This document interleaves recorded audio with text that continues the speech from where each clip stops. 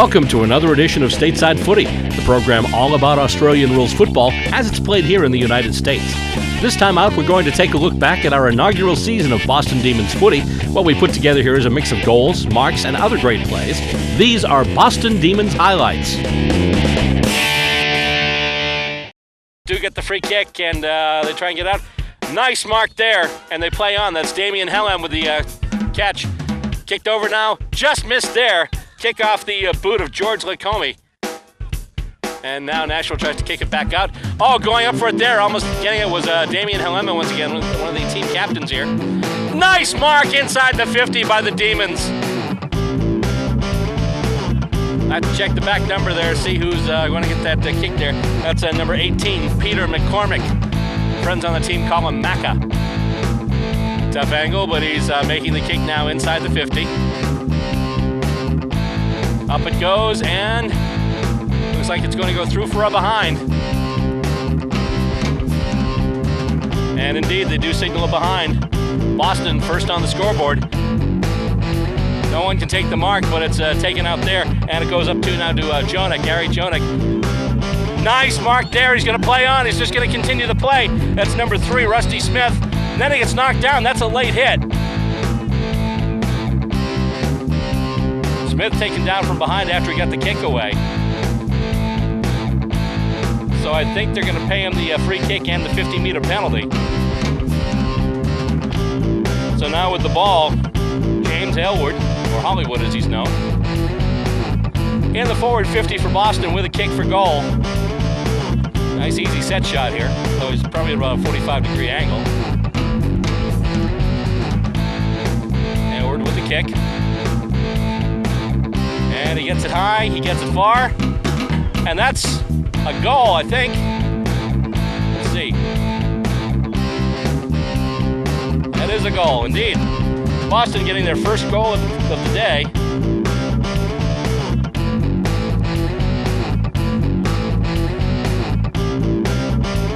And Edward makes the kick. And I believe he's missed it. The official determination from the goal umpire there. Oh, they're kicking it to the center. He got it, apparently. They're bringing it to the center for a ball up, so that looks like they're calling that one a goal. And now they kick into space, and available there, that's another one. That's George Lacomi with it. And he kicks it, and it's going to be a mark there. Got in there. Number 27's got it. He's going to kick a goal. Earl Evan from out of nowhere. Gets open, winds up in space, gets the kick, plays on, and just puts it right through, and gives the Demons their first goal of this third quarter, making it now 63-25. A handball for a second, but he kicks it up. He's got someone available in space. Who is it? Nice mark there. That was beautiful. That was number 18, Peter McCormick. And he kicks it ahead. Almost taken there by Aylward. Aylward trying to get it off the ground now. Let's see here. Whoop, we got a player go down. Hang on. What have we got here?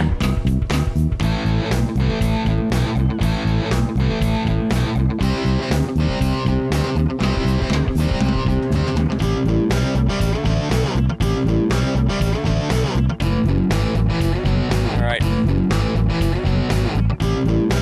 That was looked like a 50-meter penalty. Yeah, that was a goal scored for the Demons.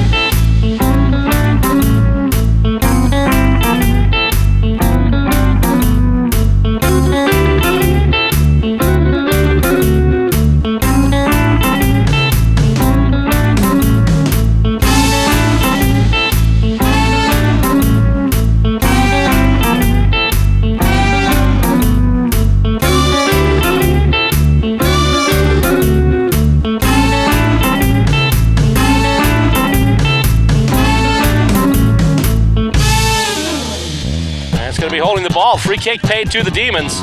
Going with the free kick now is Dave Morton. Helps when you're getting those calls. And he kicks it. It's going to go long, and we're going to have... Oh! Nice. Looks like we got a goal there. Let's see what the goal umpire says. Give that to him. He's got it. That's first goal for the Demons. The and they're going back for it right now. They're going to try and kick it over. Try and get through traffic. No one comes down with that. It's on the ground now.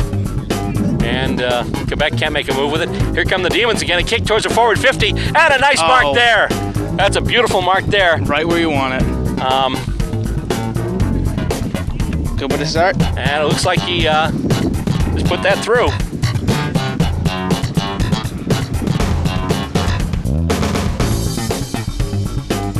See everybody's setting up pull in. Yep. And let's see, no clear control. Here we go now. And they try and get it out. No one there though. Handball ahead for the Demons. They try and get it underneath. There we go, and the kick. And he kicks a little grubber right through the post. Gets a goal for that one. Doesn't have to be fancy, just has to work. Right. And Quebec will wind up with it first. Shepard has it now. Shepard tries to kick it up ahead. And the mark taken there. Nice job there by Garofalo. And he's going to kick it, try and get it inside to McLean. Can't do it. And let's see what we have here. Looks like the kick's going to be against the Demons. I mean, for the Demons, I should say. Went clean through though on the bounce, so he had plenty of power on it. By the way, that behind makes it 158-25 now in favor of the Saints. McLean with the free kick now. Last kick for goal. He pretty much was in kissing distance of the goal and clanged one right off the goal post. See if he can make up for it here. See what he does from here. Kicks it up, and it goes up, and it looks like we've got the goal there. Fourth goal of the day for the Demons.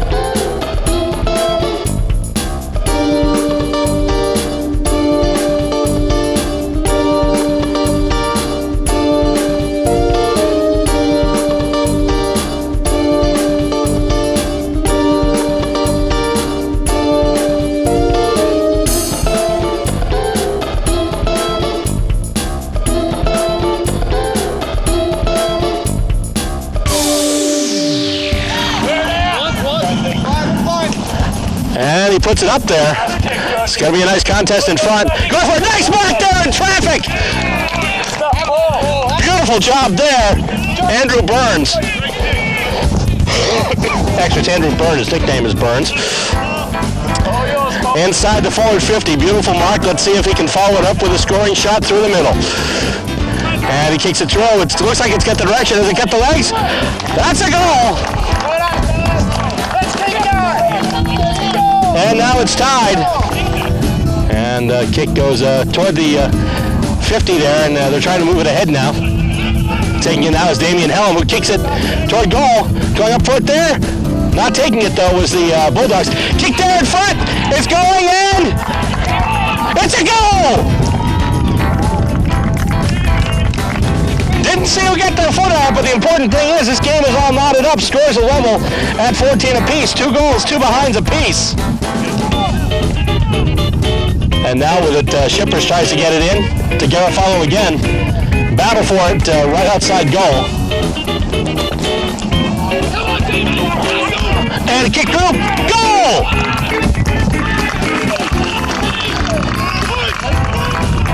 That was beautiful. I think that was, got to double check that. Got to see who got the goal. But that was beautiful on the run, just put it sideways. And the goal for the Demons. So the Demons chopped the Bulldog lead in half. Demons now lead. I'm sorry, Demons trail 26-20. And let's see, it's still on the ground. Let's see what they're doing here. It's out. Ball is out. Nice little pick and roll move there. And I think that was Hellam who tried to kick it. Damian Hellam.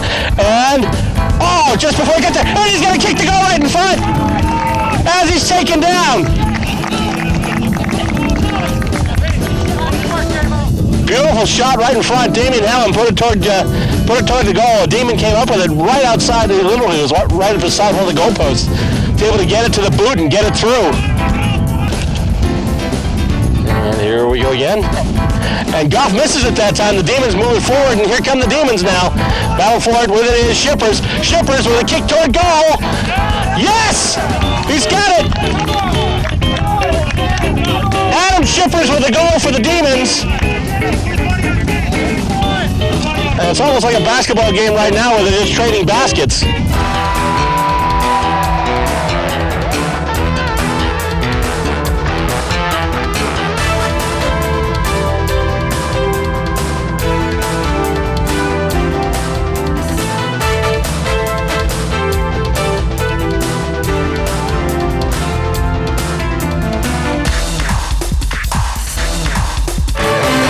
Constitutes a legal tackle in Aussie Rules Football.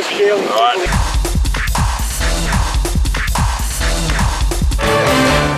And helping me out here is going to be Al McLean. Hi guys. Otherwise known as Big Al, for obvious reasons. So we'll start off with what constitutes a legal tackle, alright? Al's just received the ball from a fellow teammate, and I'm going to come in and wrap him up around there, and that's about the best tackle you can do. Ideally, you actually want to be coming over, grabbing his arms so he's got no chance to get rid of the footy. Alright, so let's do that in real time. Here we go. Oh. Hey, same team. So that's basically what constitutes a real tackle in Aussie rules. Alright. Illegal tackle, you cannot do this, is something like this. That is illegal. Nothing above the shoulders or below the knees. So I can't come in. I'm not allowed to come in and grab you by the knees. There will be a penalty against me, and I'll get a free kick for that. That's about it. That's about it, folks. Really for tackles. Anything else to add, Al? No, grab him by the jumper, throw him to the ground. That's right. Just wrap him up as tight as you can and get him down.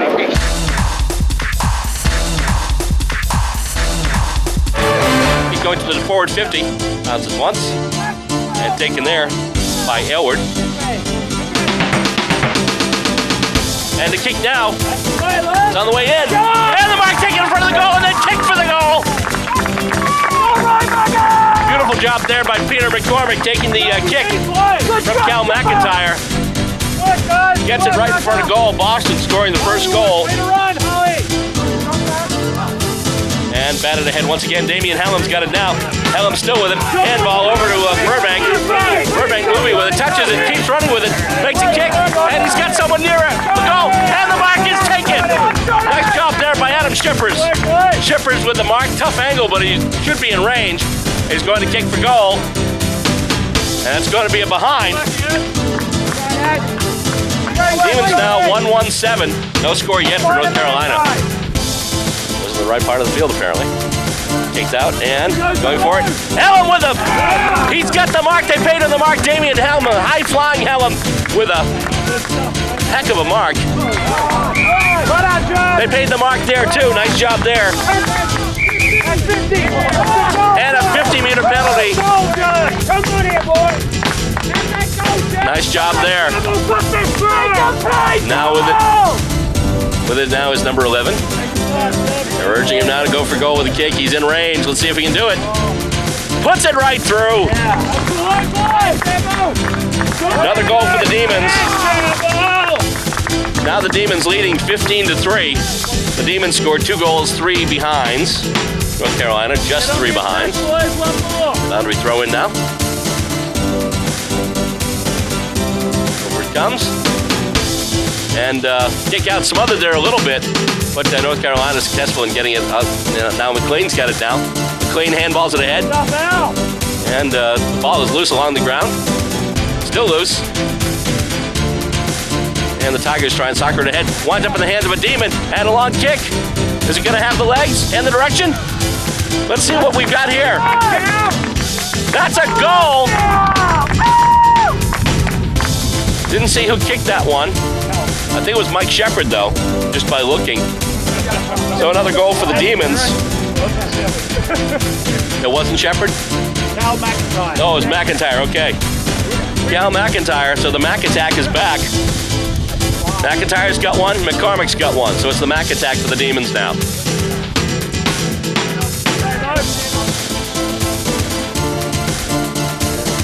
The mark taken there, nice job there. That's the new ruckman, Paul Kupke. Beautiful job pulling that one down. And now he kicks it ahead. Gonna go to ground. Almost taken there and going for it was a Demon, another Demon with it now. Can't get it to the boot though. That was Fuller. Winds up in the hands of McLean though. McLean with it now, running, makes a kick, going deep. And they pay him the mark. They paid him the mark, it looks like. I think that's McCormick. Gotta double check.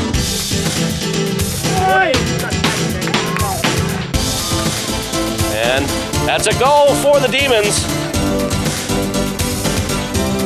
4-6-30. No one getting it there. Spoiled there by Dave Petrino. He loses though, goes to ground, and now battle for it at midfield. Taken there by DeGeorge. Helen with the mark. He's going to play on. He's going to kick for goal. And he's nailed it. High flying Helen. Nice job, Rhino. Off the kick from Jason DeGeorge, Rhino. Now 5-7-37 for the Demons.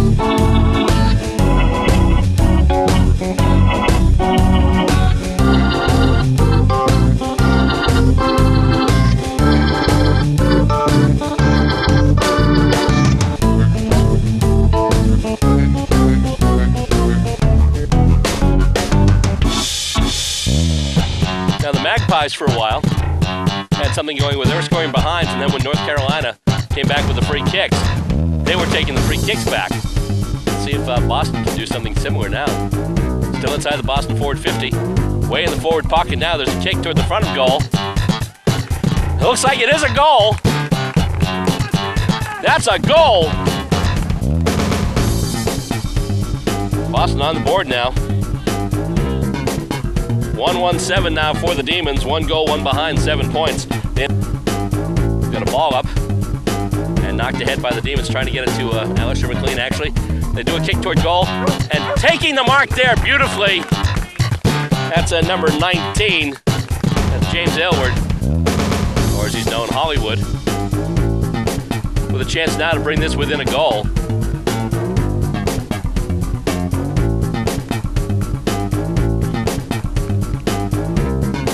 Goes up. That's a goal. Nice kick by Aylward there. Boston now down by a goal, 2-1-13 to New York's 3-1-19. And it's coming out with it. It's a Demon. Oh, almost taking the mark there. And actually, it's loose now. Trying to get it there is Druckenmiller. In front, there's a Demon in front. Nice mark! Oh, that was beautiful. I believe that was Aylward again, or was it? Let's see. Nope, that's Ward. Fridge Ward, 23. And he kicks it, and he's going to get the goal. Nice job there.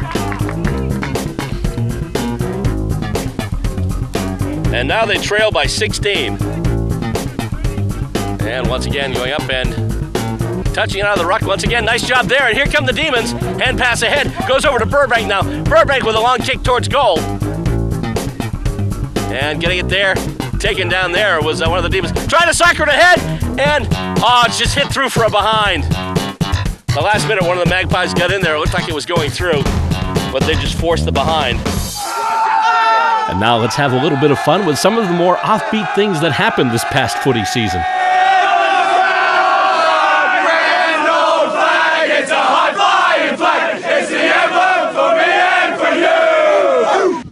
Bodies in the way now. Oh, there's a kick towards goal. Oh, it hit the goal post. It's going to be a behind. Bounced right off the top of the goal post.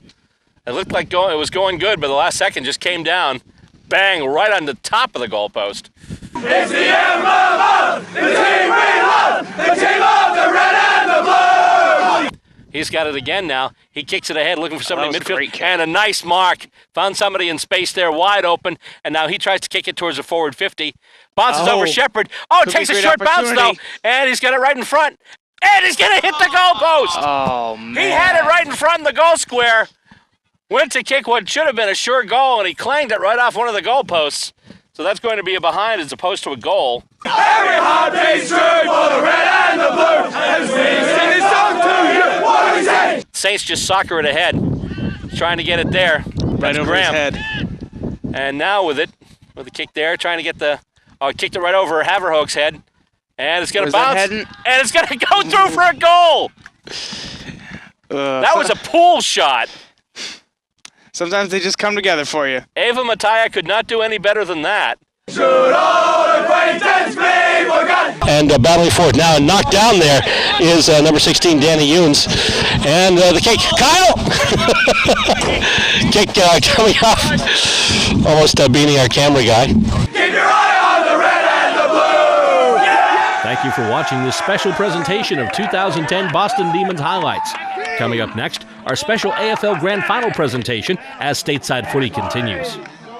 We don't care if your graphics aren't flashy, or if your audio doesn't sound perfect, or if you're not the world's greatest camera person. We just want to see what you want us to see, and to know what you would like us to know. Your local public access television station has tools and resources to make this possible, so that we can see what you see. It's the freedom to communicate, and it's only on cable. Well, obviously tonight we're not at an athletic field. We're outside Kings in the Back Bay in Boston, and we're here tonight to watch a football game with the Demons, but the Demons aren't playing tonight. They're actually watching the game too. Tonight, of course, the AFL Grand Final party, the AFL Grand Final tantamount to the NFL Super Bowl. This is the biggest day in the Australian Rules Football calendar. It's coming up next right here on Stateside Footy.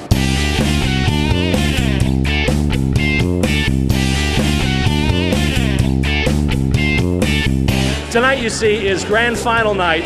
Technically, actually, it's Grand Final day tomorrow in Australia on Saturday, but seeing as there's a 14-hour time difference, we're watching it here Friday night. Long and short of it is, this is the most important night in the Australian Rules Football calendar, and your Boston Demons are putting on a party here at Kings in the Back Bay, and they're going to be watching the game tonight and celebrating. They've got a bunch of players there. They've got different things going on. Part of the thing tonight, too, is they'll be fundraising for their upcoming trip to the U.S.A. AFL Nationals tournament in October.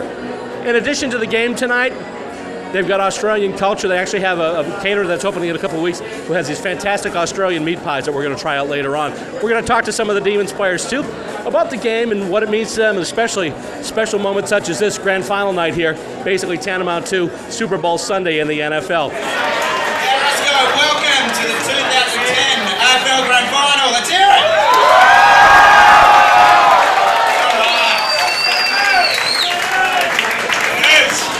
First time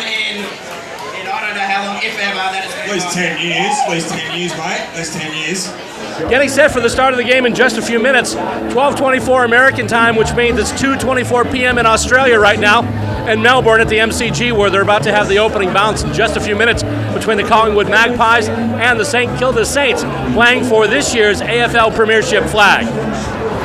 In addition to the Boston festivities, the folks at the Seattle Grizzlies Football Club were nice enough to send us some footage they took of their grand final party at the Kangaroo and Kiwi Pub in Seattle, Washington. Team captain Josh Anfinson tells us a little bit more about the Seattle Grizzlies and this evening's grand final festivities. I'm captain of the Seattle Grizzlies. I've been playing for the Grizzlies for about 7 years now since I moved over from Australia. The Grizzlies have been around since 1999. Fantastic club. We originally started off as the Geelong Football Club of Seattle, so we're the Seattle Cats. Americans don't really understand the nickname Cats for a football team, so we've changed to the Grizzlies to give ourselves a Northwest feel, and we're a true Northwest football team. All right, what's going on here tonight? So tonight is the championship game back home, kind of our Super Bowl. It's called the Grand Final. It's Collingwood versus St Kilda, huge match. We'll probably pack about 250 people into this bar, which has a maximum occupancy of, I think, about 150, so it'll be full to the gills. But it's a great spectacle. It's a really fun night. Do a lot of different fun things around, and as you can see, the place is jumping already. So the significance of the Kangaroo and Kiwi Pub is they are our sponsor pub, which, if I could show you the back of my jersey, you would see plastered all over the back of our jersey. The publican, Brad, is a fantastic Aussie. Used to play for the footy club. He's getting a little long in the tooth now. Hopefully he doesn't see this. And they're just, they provide sponsorship to us, and we also have a lot of events here where, they allow us to do our own thing, which is, tonight is one of those nights. It's a very Australian feel in there, so you've got cheese and Vegemite toasties, ham, cheese and tomato toasties, meat pies, sausage rolls, lamb sandwiches with fresh lamb and gravy, potato wedges, everything that you get at a pub back home pretty much you can get in here. And there's also a barbecue going on down the other side there where they're grilling up some steak and some onions to throw onto sandwiches, so it's some good fare.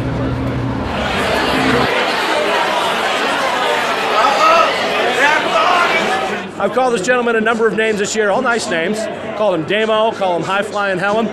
Known as Damian Hellum, he's the skipper, the captain of the Boston Demons, and great night tonight. Yeah, it's been fantastic, fantastic turnout. It's been a few years since we've been able to hold the event live in Boston due to everything closing down at 2 a.m. Usually. So it's been a great turnout, great result for the Demons. Yeah, it's great, because that's the thing where the time difference is such where, the game doesn't start till 12:30. That's kind of a tough thing. But this year, you were able to get the dispensation so this place can stay open later so everyone can enjoy the full game. Yeah, no, that's exactly right. I mean, it makes such a difference having the game live, it's not like on the replay, everyone knows the score the next day, and it's just the atmosphere is amazing when it's live. And I mean, it's got to be watched live, so, that's the way we've done it this year, and it's really working out for us. So. Let's learn a little bit about you, Damo. First of all, what brought you to the States in the first place? Came over here, a young lady brought me over to the States, and things didn't quite work out there, but fell in love with Boston and the Boston Demons, and things pan out. It's funny how life works out for you, Yeah, actually, because you've got someone new now, and even someone newer coming pretty soon. That's right, mate. Yeah, going to be a dad in a couple of months, which is big news, and very excited about it. As an Aussie in the U.S., what things about Australian culture, what parts of things back home do you try and share with your friends here in the States? Just a different way of life, you know what I mean? Like, just try not to take life so seriously. There's a big emphasis on succeeding with your career over here and that sort of thing, which is great. But in Australia, it's not so much like that. It's more like just you need a good quality of life and need to be happy within yourself and that sort of thing before you try to achieve bigger goals, My next question was, what do you miss most about home? But I think you just covered that question. So let me ask you this. Obviously, as a player playing this game now in the U.S., what would you like to see in the future for American footy? Mate, that's a good question. Obviously, within every city, it would be great to have like a self-sustaining football league, which would be fantastic. And I think I think that's what, every city is trying to achieve, really, with doing the metro football, that sort of thing. But having a full-on, self-sustaining football league in every city that each city can take their players from would be fantastic. Now, to anyone out there who has seen the games over the years, the Stateside Footy games, or seen anything, or would be interested in Australian rules football, how would they get involved, either with the Demons or say if they're watching this in another city on their level? Well, just drop us a line, get on the website, bostondemons.com, or there's a lot of contacts on there. Just come along. It's very open. No experience necessary. It's a great bunch of blokes. Great atmosphere. Great social scene. As you can see from the turnout here tonight. So, it's everyone's welcome. So Collingwood's playing, so I think it's going to be pretty feral. They're one of the most hated teams in the AFL. In fact, they're probably the most hated team. No swearing on camera. Collingwood team I think we have a couple of Magpies. I'm thinking Mike Liddell and Hogben, so we'll probably see them down here. And then St Kilda is one of the hard luck stories of the AFL. They've won one championship in their existence, which was about 45 years ago, when they beat Collingwood by 1 point. So no doubt Collingwood supporters will be out for vengeance, and St Kilda fans will be hoping to get that elusive second premiership that they were denied last year. So it should be a fantastic game. I'm going for St Kilda. Can't back the Pies. Do not like the Pies. So no, and best mate and vice captain is a huge St Kilda fan. So I'm sure he's going to be trading in the Grizzlies Guernsey for a St Kilda Guernsey tonight.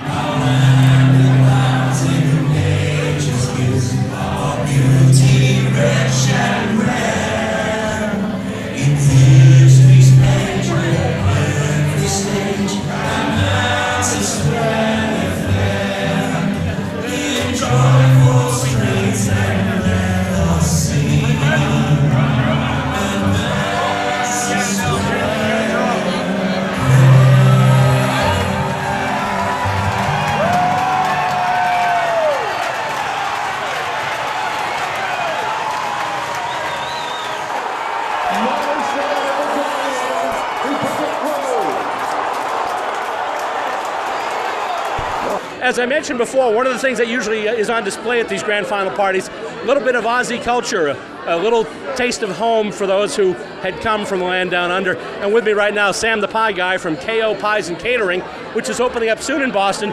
Talk about a taste of home.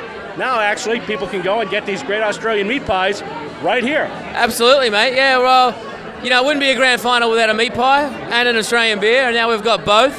I'm opening up a shop in South Boston. KO Catering and Pies, as you said, opening mid-October. So we've got the pie warmers here, which are another staple of being at the footy. You really need the pie warmer to display the beautiful pies that we've got. And we'll have a whole bunch of Aussie goods that aren't too foreign. The Yanks out there will feel very comfortable in there having a feed. And we'll have a lot of goods from home, and a lot of goods that I think the American public will come in, and whether they've been there on vacation or heard about it from their friends, will really get a kick out of.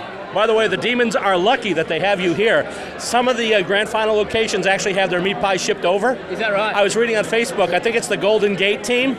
Their meat pies got stuck in customs. They're not going to have them for tonight. Not going to happen over here, mate. Right. These are freshly made in Boston, and we're right behind the Demons. So what have we got in the tray here? Over here we've got basically the two classic staples of being at the footy. We've got the classic mince pie, which is ground beef, beef stock, a little bit of tomato sauce, and a few secret spices. And then next to it's a sausage roll, which is freshly ground sausage meat with onions, garlic, fresh herbs, and then mixed into a puff pastry shell. So I'd say the sausage roll is more of the kiddies, ladies number, and the meat pie is all about the man. How long have you been over here in the States? I've been here in Boston for 4 years now, and about a year ago, after hanging out with more and more Aussies, I realised there's nothing here for us Aussies as far as a taste from home, and I just felt that this is something that isn't too foreign and something we can do that'll work out really well. And there's enough Aussies with AFL, rugby league, rugby union, soccer, cricket, for us to get together, have a few beers and eat some Aussie food. Normally, a lot of people, when they think of Aussie food, I mean, at least from the American standpoint, it's the stuff we've been fed in the media. Shrimp on the Barbie, Vegemite. Yeah. I got to ask you this. Most friends that I know that grew up in Italian households, you mention the name Olive Garden to them and they kind of turn white and just look at you like you're insane. Is that the same thing when you hear about the Outback? Without a doubt. Yeah. You know, it's good in a way because it's exposed Australia to a lot of people and made Australia more mainstream. But from a culinary standpoint, nah, we're nothing like that. We're a lot fresher and a lot healthier and a lot more cutting edge than I think Outback would give us credit for.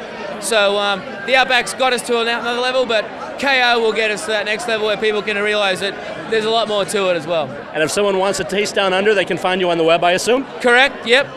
KOcateringandpies.com is our website, and we've also got a Twitter account which is, you know, up to date and relevant for all those that are on Twitter, and it's KO_catering and pies. Sam the Pie Guy, thank you very much for joining us tonight. No worries, I'll see you for a pie later. Oh, absolutely. Thanks, guys. What are you cooking Steak up sandwiches, mate, Aussie style. Thin sliced ribeyes. Nice thin sliced steaks. White bread, grilled onions, that's all you need. What else is being served tonight? Well, you know, meat pies, sausage rolls, all the essentials, everything that's needed. Nothing fancy, no sushi, no bloody Thai food, none of that stuff. You look deeply into the aisles of the Kangaroo and Kiwi shop, you'll get some barbecue shakes, maybe a packet of twisties if you're lucky, maybe a Vegemite sandwich if you're really special. With me now is Al McLean of the Demons. Al, how are you? Good to see you, Bill. Very good, thank you very much. Yeah, great event you guys have put on this year. Well, as the Damo told us, it's been a while since they were able to do this thing on full scale that it is tonight, and this is really a great event. It's been fantastic, actually. It's good to see the local crowd get out and support the Australian Rules Football, and especially good to see everyone else get here and have a good evening, really. Excellent. Now, what brought you over to the States in the first place? Personally, it's my wife, actually. We met overseas, and I'm here for the long haul at the moment. Next question would be, your friends here in the States, what part of your home culture do you share with them? What part of my home culture? Yeah, what part of Aussie culture do you try and... I guess footy would be part of it, but some of the other things about life at home, life in Australia, that you try and impart and possibly share with your American friends? Footy's definitely part of it. I mean, we get a lot out of sharing the weekends with each other and obviously bringing families closer together. We also get a lot out of joining each other for Australia Day, you know, January 26th, which is the same as the American 4th of July and things like that. So, you know, we get a few things together. We also do a ski trip each year and things like that. So there's a couple of things that keep us together, which is always nice. There's always something to look forward to. I'm glad you mentioned Australia Day, because there are, sometimes I see postings from different clubs where they have celebrations for Australia Day at like a local pub, or Anzac Day. Now that's a different date altogether. Yeah, Anzac Day is something else. It's probably the day in Australia that you most look at each other and join arms in and appreciate what war veterans did for their country in years before. I mean, it's a historic battle that everyone looks forward to celebrating every year, and it's always nice when you can share it with your friends. We mentioned the fact that you like to bring footy to your American friends. What would you like to see for the future of American footy? To be honest, I actually like to see it more in college football, well, colleges. I mean, Australian football is very popular, and when you introduce it to a few guys that have done American football, they can relate to the sport a lot. I like to see it brought into the schools a lot earlier. Hey, even if it's a backup to American football, hey, if you can earn a little bit of money playing Australian football and you're good at it, hey, all the best for you. I'd like to see Australian football be a worldwide sport, not just an Australian sport. Actually, if you read some of the National Footy websites, one of the teams in the Grand Final, there is an American member. Shea McNamara is actually, I believe he's on the VFL side, but he's with Collingwood this year, and he's the native, I believe, of Milwaukee area. Yeah. You get a lot of good boys over here. It's surprising, actually. This is my second year with the Boston Demons, and well, they're partnered with Melbourne, so yeah, exactly right. It's my second year with the Boston Demons, and I've been astounded by the amount of talent that Australia brings over to the American Football League. It's very good to see. It's contagious. It's great to see 5 people come here one weekend and you get 35 the next weekend. I mean, you can't ask for anything more. Al McLean, thank you very much for joining us. No worries, Bill. You have a good evening.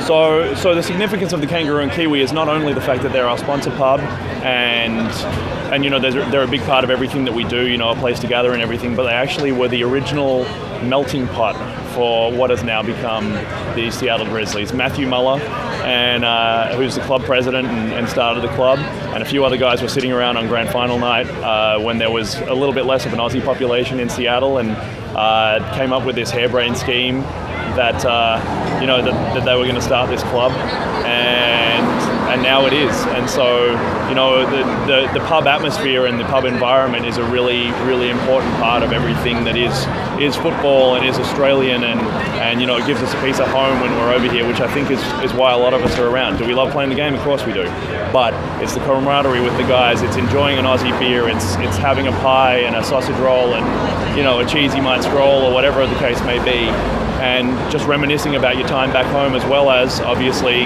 starting a football team. Obviously there were a few beers involved in that one, but that's what it's all about. So this is where it all started, right here for the Seattle Grizzlies, the Kangaroo and Kiwi.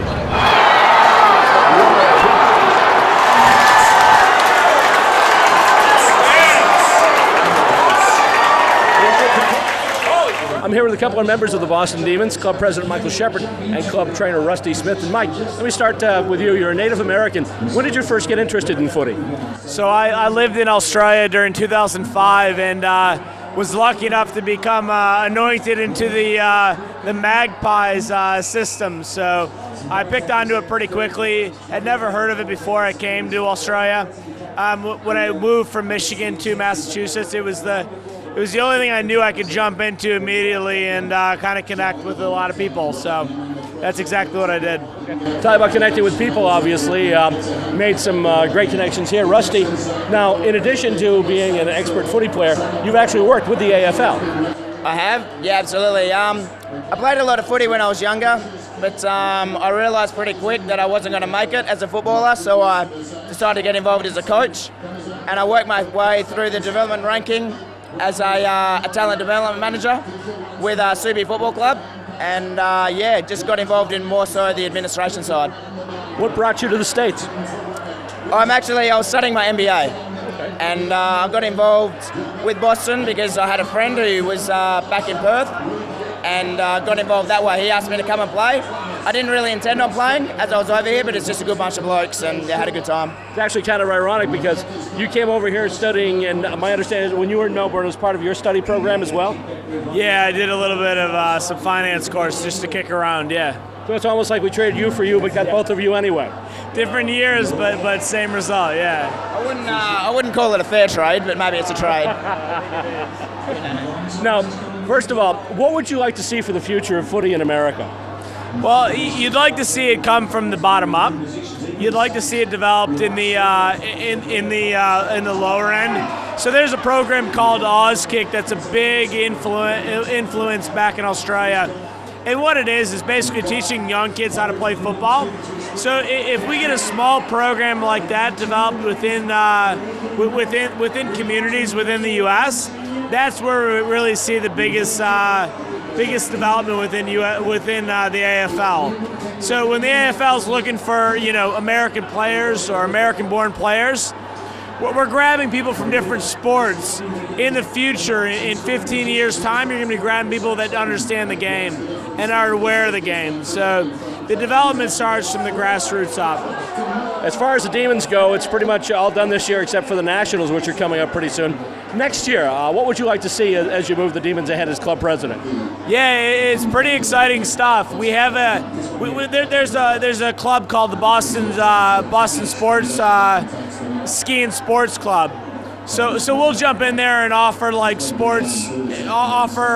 Australian Rules Football as a sport within that group. So we're hopefully trying to get a lot of influence going that way. Rusty's actually been kind enough to jump in with the YMCA program. So he'll actually work with all the different YMCAs throughout Massachusetts to bring an Auskick program into their system. So I'm really excited about the direction it's going. I think it's going in the right path. The right path is actually hitting the community and letting them know the sport's available.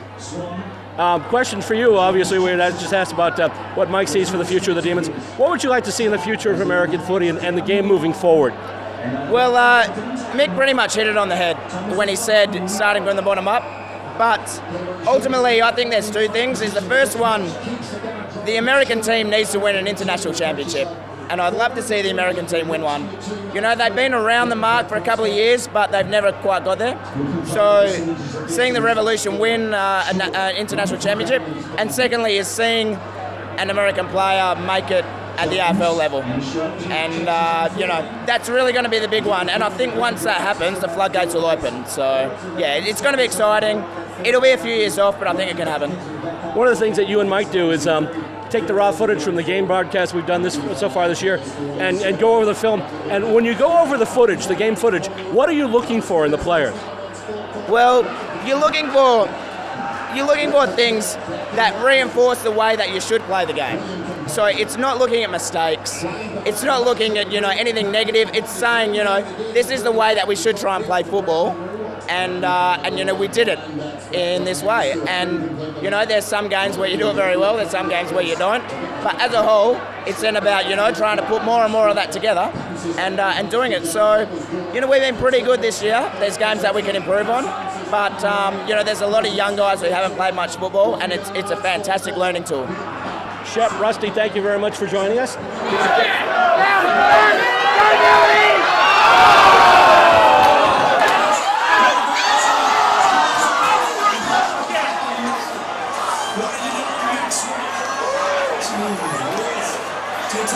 It's going to be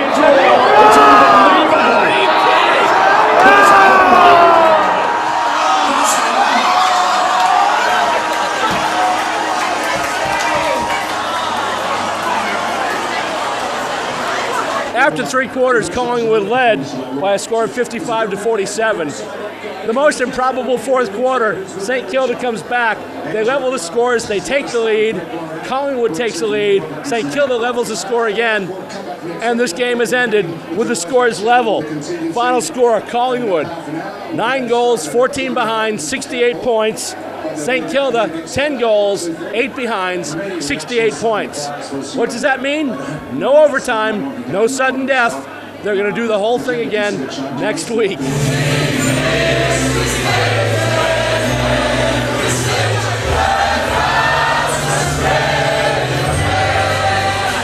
Last week you had some raffles going on. This week you've got some more. And got some interesting items. Maybe you can take us on a tour through the table here.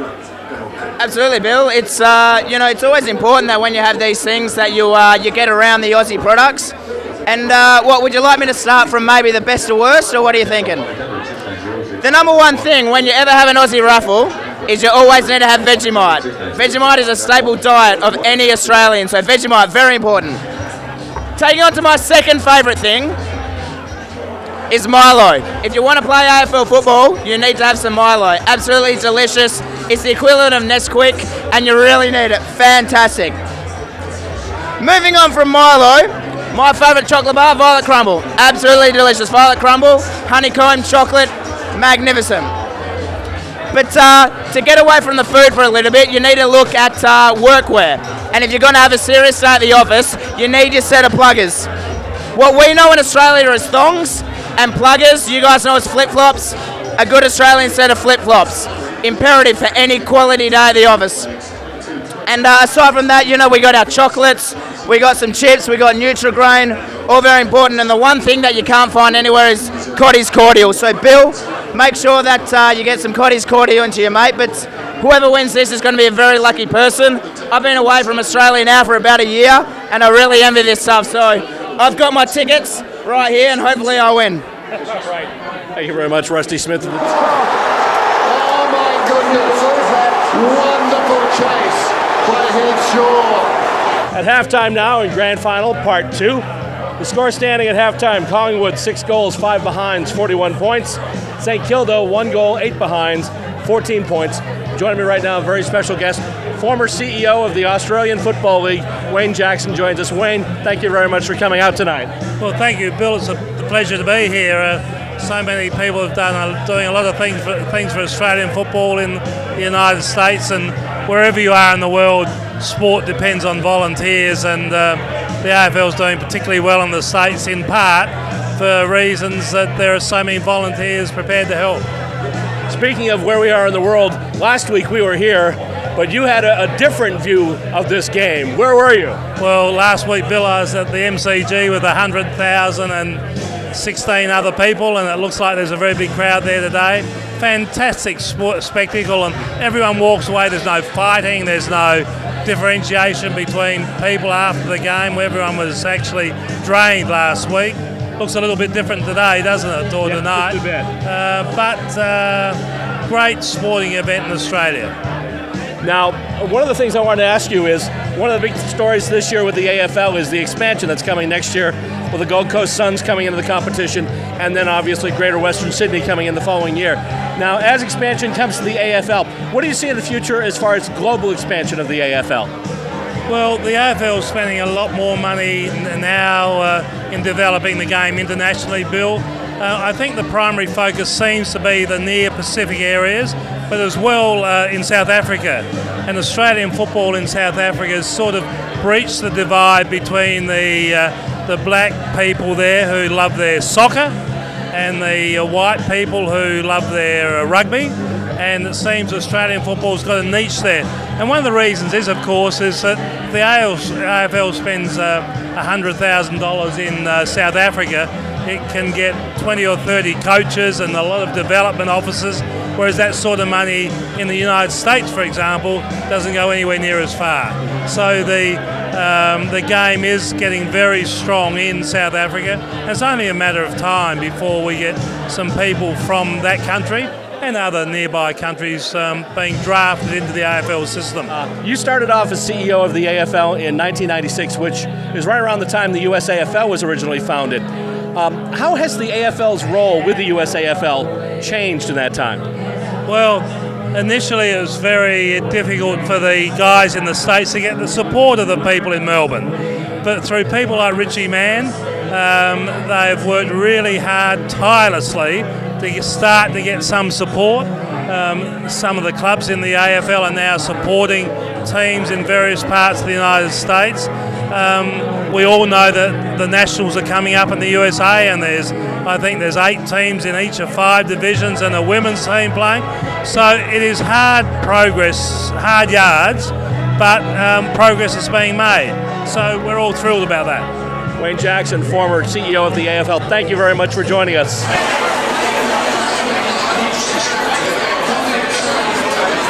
Back here with Demons Club President Mike Shepherd. The saying goes, if at first you don't succeed, try and try again.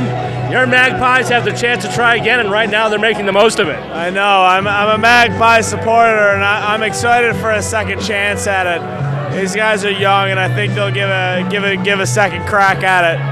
But it's nice being able to throw an event twice. You get to learn from your mistakes, and you get to simplify it and really give it another crack to make some money. So it's good all around. Of course, having the former CEO of the AFL in the building is a pretty good get too. Yeah, no, it doesn't hurt. You know, I've been speaking with Wayne all night, and he's a really good guy. Really wants to understand the core values behind the league, what's driving it, what's not driving it. So his interest level's phenomenal. I'm really excited to work with him in the future. And Nationals are coming up, and you have some very exciting information about that as well. Yeah, no, we just cracked into the Division 1 for Nationals. We're really pumped with it. First round, we're going to be playing Denver, Orange County, and Baltimore. We really like our team walking into Nationals. We're really, really, really happy about it. We've had a varied team throughout the year. We've actually all came together, and we're getting ready for Nationals. So we expect to make a good dent in the games this year. So we'll see, right? Right. Now we're heading into the off season. One of the things that was mentioned tonight is one of the reasons for this party, obviously we're here to watch the Grand Final, but also the Demons are doing some fundraising here tonight. What kind of fundraising activities do you have planned for the off-season? The off-season is really me getting on the computer and talking to serious companies that are interested in investing in the Demons. You know, our scope is wide with our base. You know, within the group, we have, you know, guys ranging from 45 years old to 21 years old, and we have CEOs, and we have carpenters, and we have bartenders, and within that group, it's a lot of influence on certain brands. So we're talking with brands right now in terms of getting our scope out there, and at the end of the day, the more money we get, the farther we're able to travel in terms of next year. So we have a lot of excited trips planned.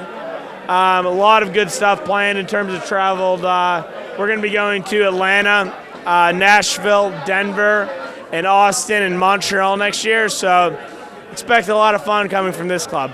All right, Mike Shepard, Demons president, thank you very much.